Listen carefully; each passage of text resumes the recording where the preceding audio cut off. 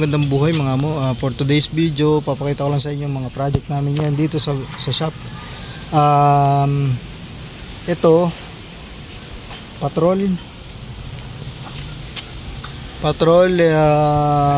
TD42 yan. Lalagyan natin ng turbo. Yan, lalagyan natin ng turbo. Yan, ito yung mga materialis natin na gagamitin. Nandito na, nakahanda na. Turbo ni Max Speeding Rod. Sarili natin yung Porto Max Speeding Rod. Pag may mga naghahanap sa inyo, PM nyo lang kami. Meron tayo ditong stock Max Speeding Rod. Tapos andito na rin yung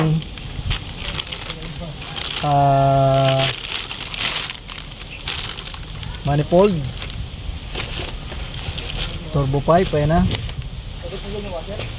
Tapos yung intercooler nasa loob. So ito, tinitira na natin. Sisimula na magbaklas. Yun, okay.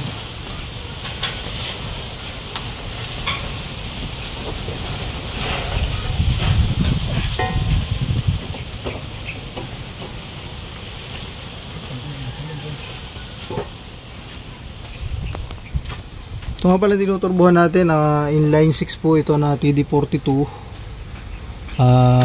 Naka inline IP. Saan yung bolt? So baklasin natin ngayon.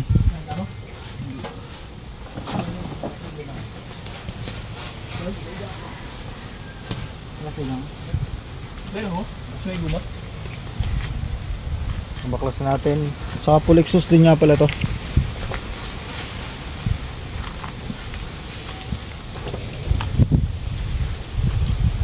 Re-ready natin at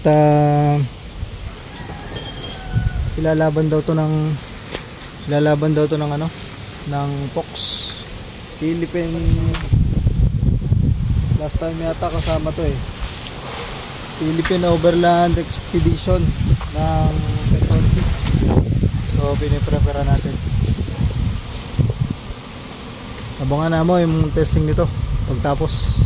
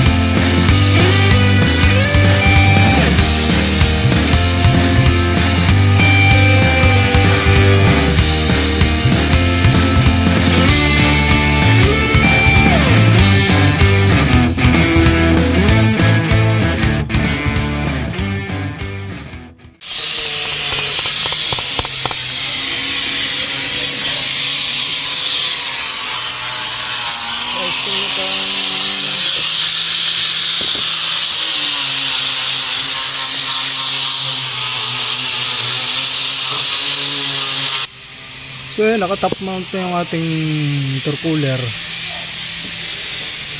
Ayan. Top mount to siya. Install na rin yung turbo. Airbox na lang ang kasunod. Ayan.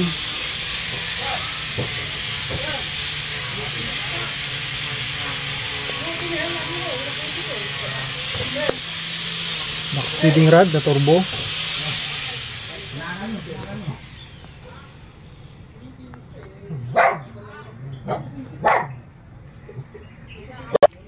Napabrigate rin natin ang full exhaust nito, downpipe. Ayan, sa ilalim. Downpipe na yan, yun. At bukas, tetesting na natin yan. Nissan Patrol TD42 Turbo. Sa ilalim, yun.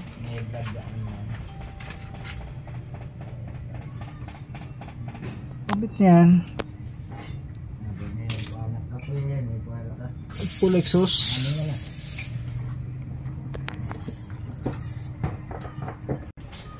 Lucas Obotos test.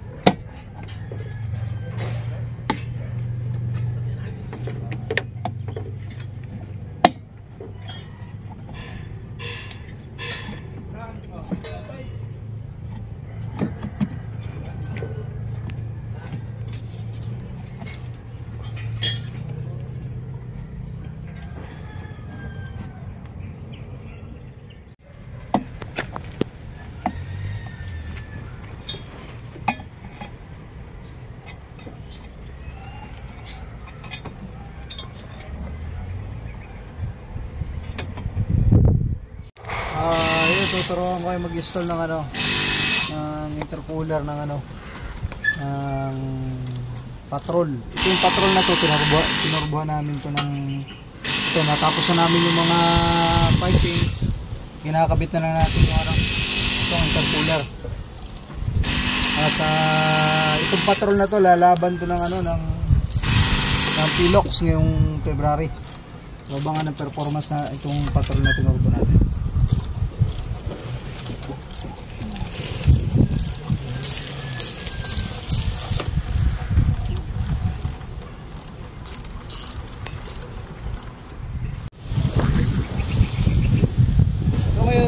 Kinakabit na natin yung intercooler nung tinuturbuhan natin na TD42. Nagawa na namin yung mga pipeline.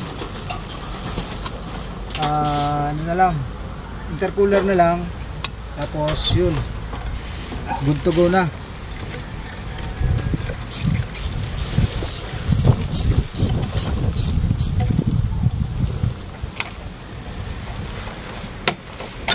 Sa mga gusto magpaturbo so yun, final check tayo ng ating project patrol na tinorbohan. Dating walang turbo, so ngayon may turbo na siya. So additional power, napakalaki ng nadagdag na power so yan, check. Airbox check, intercooler. Tapos yung ating nilagay na na pinalitan natin ng ng aluminum radiator. So yan. Tapos ano pa ba? Full exhaust. Ayun, full exhaust. Naka full exhaust yan. Sige, try mo, start.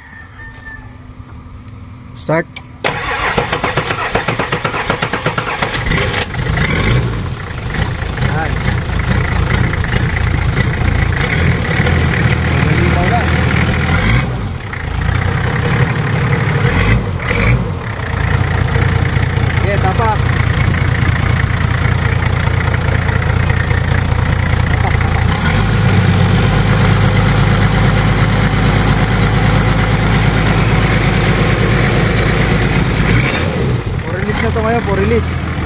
Tignan natin yung exhaust sa likod.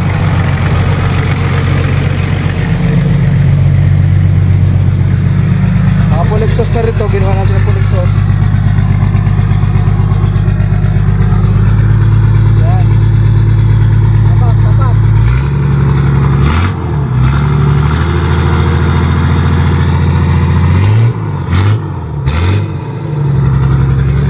Pero galimaw na.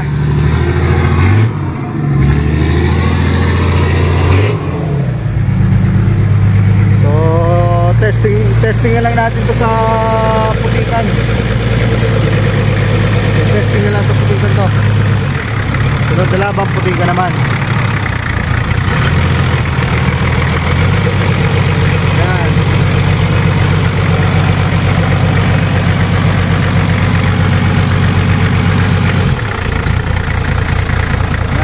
Napakaganda ng minor. Napaka-consistent ng minor. Silver top, ngayon ay TD42T. So mga gusto pang magpaturbo, andito lang po kami sa Winch Point Off-Road, Vermosa Danghari, dito po sa Imus, Cavite. Upload po namin din yung link nung lugar kung saan namin ginagawa ito at kung saan pwede magpagawa. Max spinning rod po yung ginagamit natin turbo, napakalakas yan. Ayan, mga patrol natin. So isa dito, tsaka may ongoing pa tayo dito sa kabila. Ito, ongoing natin tong kabila. Ito, turbo din, oh. Ginagawa rin natin ang turbo. Parehas yan, parehas siyang silver top. Ito turbo natin. Additional power, additional fuel efficiency. Ano ba bang advantage? Yung power, fuel efficiency, at saka syempre pagka nakaturbo ka na, hindi ka na mauubusan talaga ng lakas, no? So, again, sa mga gusto magpaturbo, andito lang kami sa Winch Point Off-Road, Bermosa Daang Hari, Imus, Cavite. Thank you.